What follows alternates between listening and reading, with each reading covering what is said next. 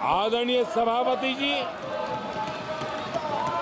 कांग्रेस ने संविधान और आरक्षण पर भी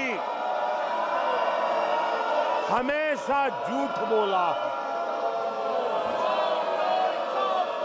आज मैं 140 करोड़ देशवासियों के सामने सच्चाई रखना चाहता हूं, बड़ी नम्रता पूर्वक रखना चाहता हूं।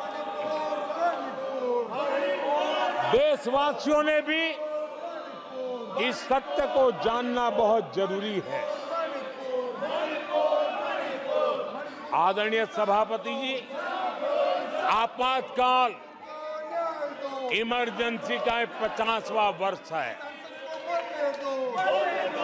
इमरजेंसी सिर्फ और सिर्फ सत्ता के लोभ के खातिर, तानाशाही मानसिकता के कारण देश पर थोपा गया तानाशाही शासन था और कांग्रेस क्रूरता की सभी हदें पार कर चुकी है। उसने अपने ही देशवासियों पर क्रूरता का पंजा फैलाया था और देश के ताने बाने को छिन्न विच्छिन्न करने का पाप किया था। आदरणीय सभापति जी, सरकारों को गिराना, मीडिया को दबाना, हर कारनामे में संविधान की भावना के खिलाफ, संविधान की धाराओं के खिलाफ, संविधान के एक एक शब्द के खिलाफ थे। ये वो लोग हैं जिन्होंने प्रारंभ से देश के दलितों के साथ, देश के पिछड़ों के साथ घोर अन्याय किया है।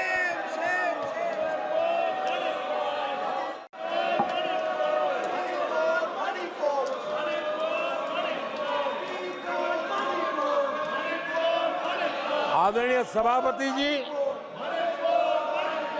और इसी कारण से बाबा साहब आम्बेडकर ने कांग्रेस की दलित विरोधी, पिछड़े विरोधी मानसिकता के कारण नेहरू जी की कैबिनेट से इस्तीफा दिया था।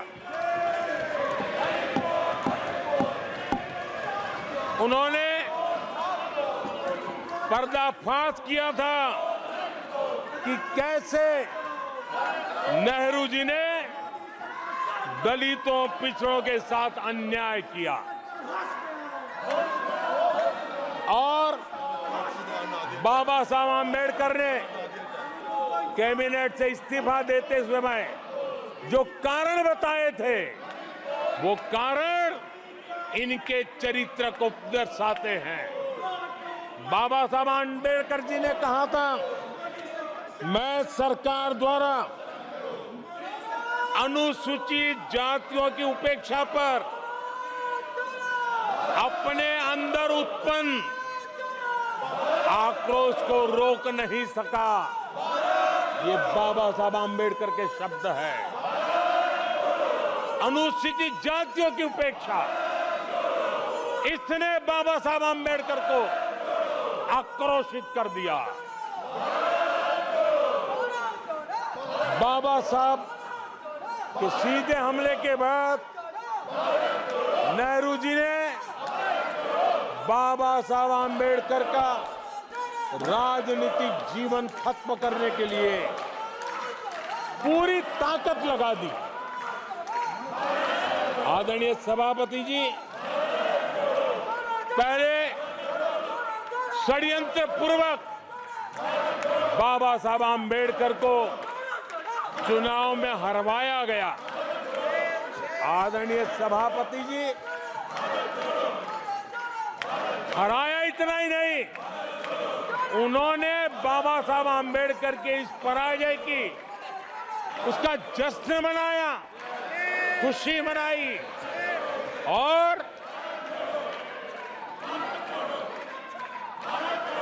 खुशी उन्होंने व्यक्त की। आदरणीय सभापति जी, एक पत्र में ये लिखित है इस खुशी का। आदरणीय सभापति जी, बाबा साहब की तरह ही दलित नेता बाबू जगजीवन राम जी को भी उनका हक नहीं दिया गया। इमरजेंसी के बाद जगजीवन राम जी का पीएम बनने की संभावना थी। इंदिरा गांधी जी ने पक्का किया कि जगजीवन राम जी किसी भी हालत में पीएम न बने, और एक किताब में लिखा गया है कि किसी भी कीमत पर जगजीवन राम प्रधानमंत्री नहीं बनने चाहिए। अगर बन गए तो वो हटेंगे नहीं जिंदगी पर। ये इंदिरा जी गांधी का कोट उस किताब में है।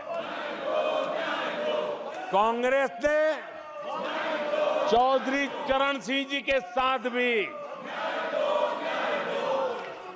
यही व्यवहार किया, उनको भी नहीं छोड़ा था।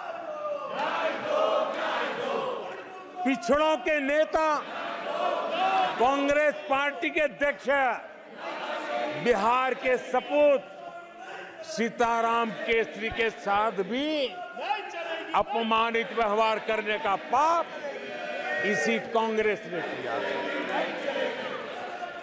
आदरणीय सभापति जी, कांग्रेस पार्टी प्रारंभ से ही आरक्षण की घोर विरोधी रही है। नेहरू जी ने तो मुख्यमंत्रियों को चिट्ठी लिख करके साफ साफ शब्दों में आरक्षण का विरोध किया था। कांग्रेस के एक प्रधानमंत्री श्रीमती इंदिरा गांधी जी ने मंडल कमीशन का रिपोर्ट ठंडे बक्से में सालों तक दबाए रखा था। कांग्रेस पार्टी के तीसरे प्रधानमंत्री श्रीमान राजीव गांधी, और जब विपक्ष में थे उनका सबसे लंबा भाषण आरक्षण के खिलाफ था। वो आज भी संसद के रिकॉर्ड में उपलब्ध है।